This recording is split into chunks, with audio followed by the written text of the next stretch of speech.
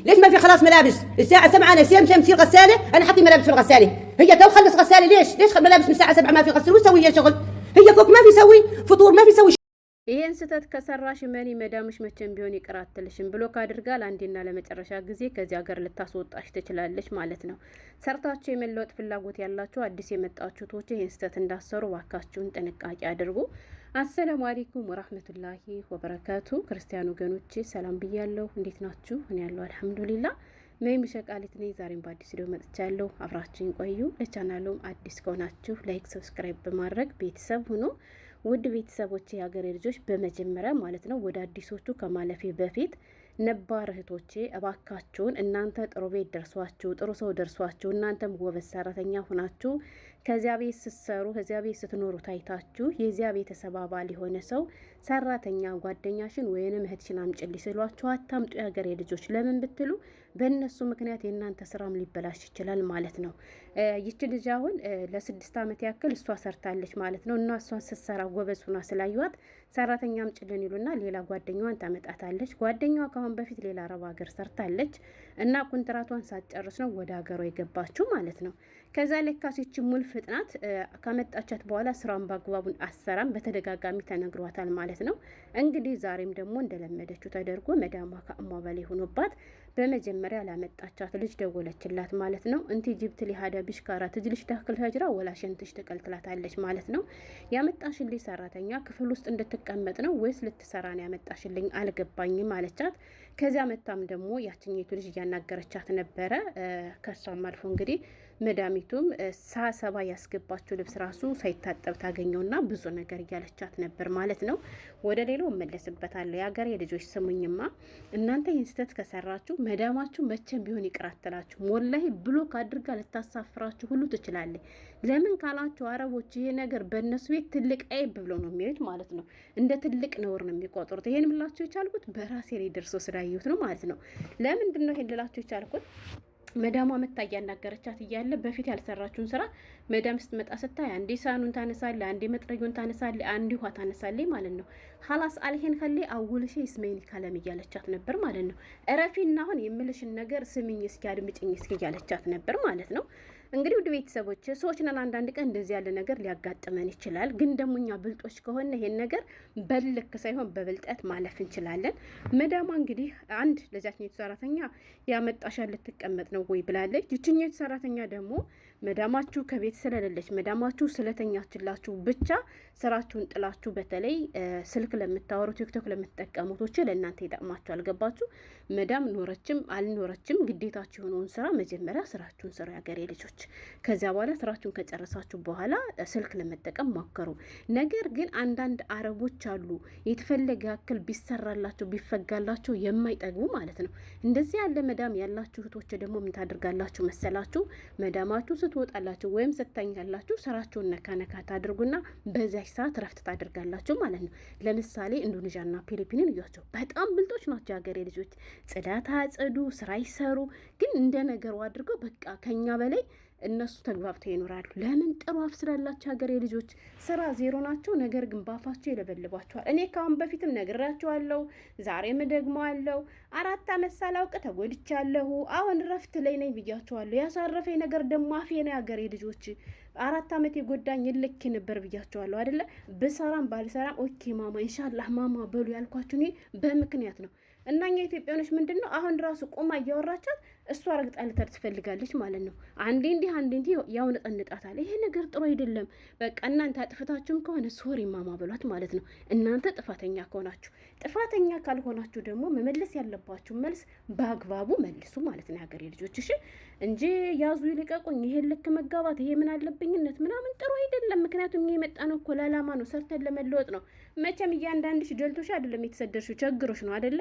ስለዚህ አሁን ላይ አረብ ሀገር ላይ ማለት ነው ሄዳችሁ ተመልሳችሁ መምጣት በጣም ከባድ ነው። አሁን ላይ ደግሞ ምን እንዳለ ታውቃላችሁ? በሁሉም አረብ ሀገራት በሚባል መልኩ ወላሂ ነው የምላችሁ ኮንትራታችሁን ሳትጨርሱ ወደ ሀገራችሁ ከሄዳችሁ ለመመለስ ወደ ነበራችሁበት ሀገርም ሆነ ወደ ሌላ ሀገር ደላሎች ጋር ራሱ አትገናኙ። ለምን ብትሉ አይፈልጓችሁም። እነሱ ራሱ በጣም ነገሩን አክሮታል ማለት ነው። ስለዚህ በቂ ምግብ ካለበት ደሞዝ በሰዓቱ የሚሰጣችሁ ከሆነ ሀታ የስራ ብዛት እንኳን ቢኖርባችሁ እንደምንም ችላችሁ ኮንትራታችሁን ለመጨረስ ሞክሩ የሀገሬ ልጆች። ገባችሁ? እና ግን ዋናው እኛ ከዚያ ቤት የገባን ስልክ ልንጠቀም አይደለም የሀገሬ ልጆች።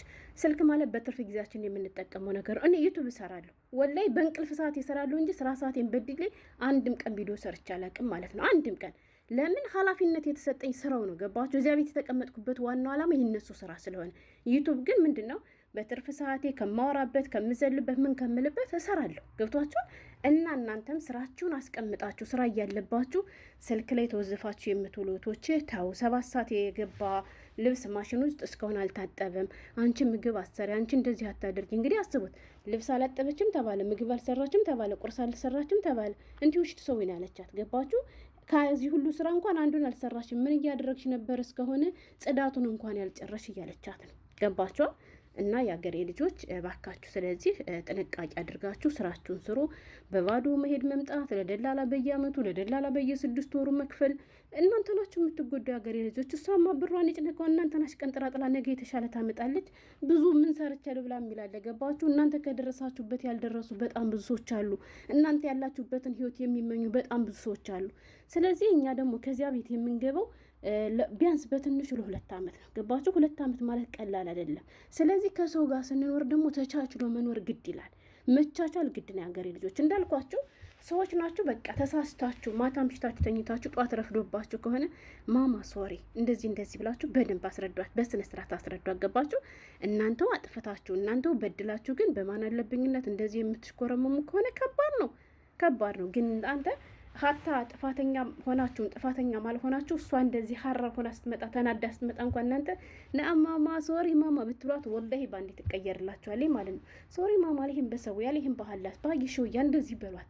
እኔ አፌ ጠቅመኛል ብያችኋለሁ። ስለዚህ ተጠቀሙበት እያንዳንድሽ። እንዴ እኔ ምን እንደምል አላውቅም። ወላሂ በጣም ከባድ ነው። ብዙዎቻችሁ አሁን የመጣችሁቶች ቀበጦች ናቸው። አንድ ነገር ልንገራችሁማ በዚህ አጋጣሚ እያንዳንድሽ በዚህ በውጭ ብልቅ የሚሉትን እያያችሁ እንደዚህ ያለ ህይወት አለ እንዲ አረብ ሀገር ላይ። እኔ ታዲያ የደረሰ ቤት ጥሩ ቤት አይደለም ማለት ነው። እኔ ምን ቤት መጥቼ የገቡ ምናምን፣ ስለዚህ ሂጄ ሌላ ሀገር ቀይሬ፣ ስለዚህ ሌላ ቤት ቀይሬ የምትሉቶች ስሙኝማ ማለት ነው። አንዷ ከሳውዲ ሰሞኑን ገብታለች። 2 አመት ከምናምን እንደሰራች ካሳደሰች በኋላ ሰዎቹ አስጠሉኝ፣ ስራው አስጠላኝ፣ ድምጧን መስማት አስጠላኝ እያለች ተቆነጠነጠኝ። እሺ ተባለችና ሄደች ማለት ነው። ወላሂ ሄዳ ገና 6 ቀን ሳይሆናት ወደ እኔ ደወለችልኝ። ነአም ብያታለሁ። ሰው ፈልጊልኝ፣ ዱባይ መምጣት እፈልጋለሁ። ምነባል መጣሁ፣ ምነበር እግሬን በሰበረው ብላ ቁጭ ነው። ቻዩ እናትዬ። በነገራችን ላይ አንድ እንደተሰደዳችሁ ኢትዮጵያ ለዳችሁ እህቶቼ ጠንክራችሁ እንድትሰሩ የሚያደርጋችሁ ሂዳችሁ ኢትዮጵያ ማየት ነው። ገባችሁ? ሄዱና እዩት።